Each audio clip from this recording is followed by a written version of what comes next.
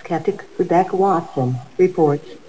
Headline: It stands to reason skeptics can be sexist too. I spoke out about sexual harassment among atheists and scientists. Then came the rape threats. I learned about the skeptics back in college when I worked in a magic store and performed gigs on the side. I was a huge fan of James the Amazing Randi, a magician who offers $1 million to anyone who can prove they have paranormal abilities. There's a huge overlap between magicians and skeptics, both of whom are interested in the ways we fool ourselves. But surprise findings at a Queensland school reveal illiterate, socially dysfunctional, father-deficient school kids are attracted to magicians' tricks. Their behavioral and intellectual deficits match the conduct of adult online skeptics. Link below this video. When I first started finding a large audience on my skepticism website, on my podcast, and on YouTube, I wasn't terribly bothered by the occasional rape threat, sexist slur, or insult about my looks. There was something downright amusing about a creationist calling me a cunt, while praying that I'd find the love of Jesus. The threats were coming from outside of my community, outside of my own safe space. It wasn't until I started talking about feminism to skeptics that I realized I didn't have a safe space. When I first got involved with the skeptics, I thought I had found my people, a community that enjoyed educating the public about science and critical thinking. The sense of belonging I felt was akin, I imagine, to what other people feel at church. I wouldn't exactly know. Like most skeptics, I'm an atheist. Note the religious drive reported by this prominent skeptic. I felt we were doing important work, making a better, more rational world, and protecting people from being taken advantage of. At conventions, skeptic speakers and the audience were mostly male, but I figured that was something we could balance out with a bit of hard work and good public relations. Then women started telling me stories about sexism at skeptic events, experiences that made them uncomfortable enough to never return. At first, I wasn't able to fully understand their feelings, as I had never had a problem existing in male-dominated spaces. But after a few years of blogging, podcasting, and speaking at skeptics conferences, I began to get emails from strangers who detailed their sexual fantasies about me. I was occasionally grabbed and groped without consent at events. And then I made the grave mistake of responding to a fellow skeptic's YouTube video in which he stated that male circumcision was just as harmful as female genital mutilation, that is, FGM.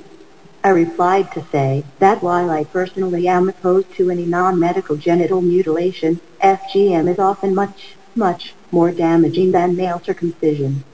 The response from male atheists was overwhelming. This is one example.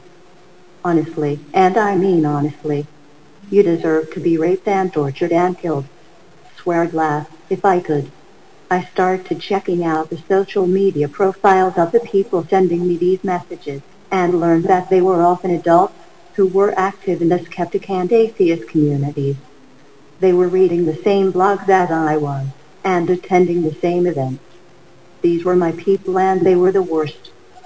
Thinking the solution was to educate the community, I started giving talks about the areas where feminism and skepticism overlap. I encouraged audiences to get involved with issues like ending FGM, fighting the anti-woman pseudoscience of the religious right, and aiding those branded as witches in rural African villages. In June of 2011, I was on a panel at an atheist conference in Dublin. The topic was communicating atheism, and I was excited to join Richard Dawkins, one of the most famous atheists in the world, with several documentaries and best-selling books to his name.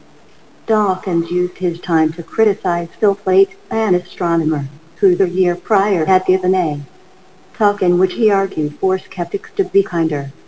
Note the head-kicking Dawkins is not in favor of kindness.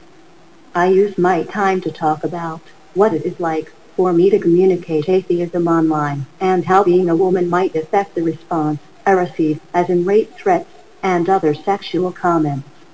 The audience was receptive, and afterward I spent many hours in the hotel bar discussing issues of gender, objectification, and misogyny with other thoughtful atheists. At around 4 a.m., I excused myself, announcing that I was exhausted and heading to bed in preparation for another day of talks.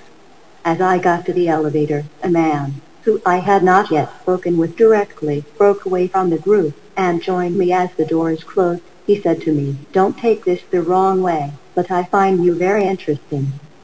Would you like to come back to my hotel room for coffee?"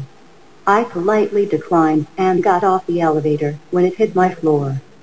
A few days later, I was making a video about the trip, and I decided to use that as an example of how not to behave at conferences if you want to make women feel safe and comfortable. After all, it seemed rather obvious to me that if your goal is to get sex, or even just companionship, the very worst way to go about attaining that goal is to attend a conference, listen to a woman speak for 12 hours about how uncomfortable she is being sexualized at conferences, wait for her to express the desire to go to sleep, follow her into an isolated space, and then suggest she go back to your hotel room for coffee, which, by the way, is available at the hotel bar you just left. What I said in my video, exactly, was, in a very pleasant offhand tone, "Guys, don't do that," with a bit of a laugh and a shrug.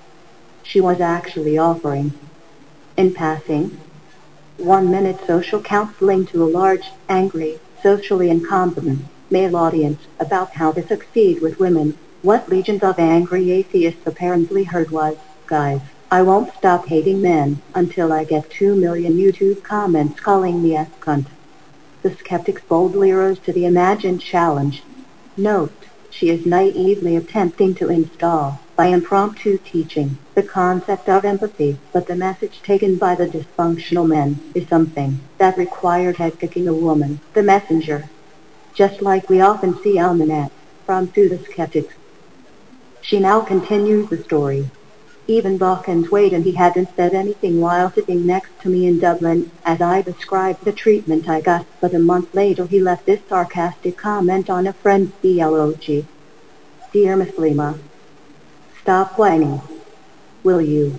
Yes, yes, I know you had your genitals mutilated with a razor blade, and don't tell me yet again. I know you aren't allowed to drive a car, and you can't leave the house without a male relative, and your husband is allowed to beat you, and you'll be stoned to death if you commit adultery.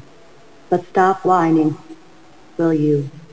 Think of the suffering your poor American sisters have to put up with. Only this week I heard that one, she calls herself skeptic, and do you know what happened to her? A man in a hotel elevator invited her back to his room for coffee. I am not exaggerating. He really did. He invited her back to his room for coffee. Of course she said no, and of course he didn't lay a finger on her, but even so. And you, Muslima, think you have misogyny to complain about? For goodness sake, grow up, or at least grow a thicker skin. Richard Dawkins. Dawkins' seal of approval only encouraged the haters. My YouTube page and many of my videos were flooded with rape jokes, threats, objectifying insults, and slurs. A few individuals sent me hundreds of messages, promising to never leave me alone. My Wikipedia page was vandalized. Graphic photos of dead bodies were posted to my Facebook page. Just like the shoe salesman skeptic leader in Australia, Daniel Raphael, making death threats and facing criminal charges. Twitter accounts were made in my name and used to tweet horrible things to celebrities. And my friend, the worst accounts were deleted by Twitter, but some, such as this one, are allowed to remain so long as they remove my name. Entire blogs were created about me, obsessively cataloging everything I've ever said, and, quite pathetically, attempting to dig up dirt in my past. The best they seemed to come up with was that I obtained a Bachelor of Science in Communication from Boston University. The horror. I actually made a joke about this in one of the first talks I ever gave, many years ago. Don't take my word for it, I'm not a scientist. I have a BS in communication. I literally majored in talking bullshit. Nevertheless, My shameful past as a college graduate was exposed and passed around on social media and forums and blogs as triumphant skeptics demanded I stop writing and speaking about science, since I lack the proper credentials. Interestingly, no one has ever petitioned for my three non-scientist podcast co-hosts to be removed from the show. Probably just a coincidence. Just a week after Dawkins' Dear Miss Lima comment, I was scheduled to speak at the amazing meeting. TAM, a skeptics conference in Las Vegas, that in years past I had fundraised thousands of dollars to send dozens of women to. In the weeks leading up to TAM, a man tweeted that he was attending, and that if he ran into me in an elevator, he'd assault me.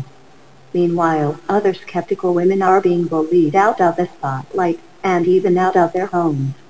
My fellow writer on Skeptics, Amy Davis Ross, moved after her home address was posted on a forum dedicated to hating feminist skeptics. Note the Hate Group reference. In September, blogger Greta Christina wrote that when I open my mouth to talk about anything more controversial than galactic gargle blaster recipes, or 6mo ratheists who are totally awesome, I can expect a barrage of hatred, abuse, humiliation, death threats, rape threats, and more. And Jen McRae stopped blogging and accepting speaking engagements altogether. I wake up every morning to abusive comments, tweets, and emails about how I'm a slut, prig, ugly, fat, feminazi, retard, bitch, and cunt, just to name a few, she wrote. I just can't take it anymore. I know that this article will only rile up the sexist skeptics. I'll hear about how I'm a slut, who deserves whatever I get, about how I'm a liar, who made everything up, about how I've overreacted, and about how I should just ignore the trolls, and they'll go away. I've written this article anyway, because I strongly believe that the goals of skeptics are good ones, like strengthening science education, protecting consumers, and deepening our knowledge of human psychology. Those goals will never be met if we continue to fester as a middling subculture that not only ignores social issues, but is actively antagonistic toward progressive thought. What an indictment of a skeptic group, by an insider. I also believe that old line about sunlight being the best disinfectant. Ignoring bullies does not make them go away. For the most part, the people harassing us aren't just fishing for a reaction, they want our silence. They're angry that feminist thought has a platform in their community. What they don't get is that it is also my community. Added then comment by the uploader here. Dear readers, can we see the criminal Orwellian reverse titling trick used to attract unsuspecting prey, namely this lady, Rebecca Watson? She was attracted by magic tricks, and naively and literally believed that JREF was an educational foundation, when in fact it's a hate group dedicated to head-kicking religious people, and in particular, stalking and issuing rape, dismemberment, and death threats to women. There is profit in proliferating this Orwellian double-speak elucidation widely and referring permanently to the psychop, that is CSICOP, as a hate group, just like the Ku Klux Klan, whose only goal was to foster the scientific method and critical thinking. Right? Didn't they wisely quote Darwin? Randy's JREF hate group needs to become a single term when discussed on the net. It's a simple wake-up cue to innocent readers to prevent them falling victim to the lure of magicians' tricks. Much cruel head-kicking lurks behind that, lying in wait, and possibly rape and murder.